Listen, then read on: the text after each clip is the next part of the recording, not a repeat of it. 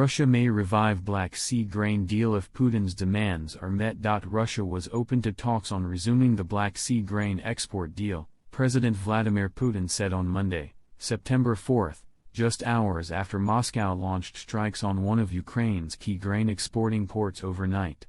In televised comments alongside Erdogan, Putin said, "I know you intend to raise the issue of the grain deal. We are open to negotiations on this issue." In July, Russia decided to scrap the deal brokered by the United Nations and Turkey, which allowed Ukraine to export grain through the Black Sea in the aftermath of the Russia-Ukraine war, which started last year on February 24. Moscow said it was ready to revive the deal as soon as restrictions on its own exports were lifted. Putin wants the West to fulfill a separate memorandum agreed with the U.S. at the same time to facilitate Russian food and fertilizer exports.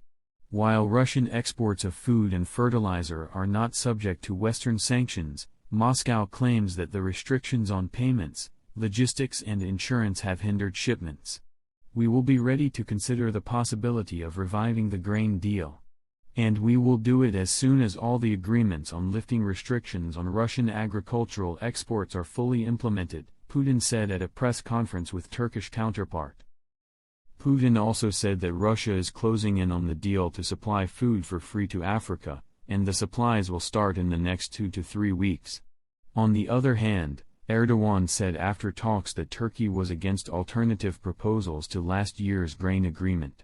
At a joint media appearance with Putin in Sochi, he said, "The alternative proposals brought to the agenda could not offer a sustainable, secure and permanent model based on cooperation between the parties like the Black Sea Initiative." Earlier on Thursday, UN Secretary-General Antonio Guterres said that he had sent Russian Foreign Minister Sergei Lavrov a set of concrete proposals aimed at reviving the deal. Reconnecting the Russian Agricultural Bank to the SWIFT global payments network is one of Moscow's top requests.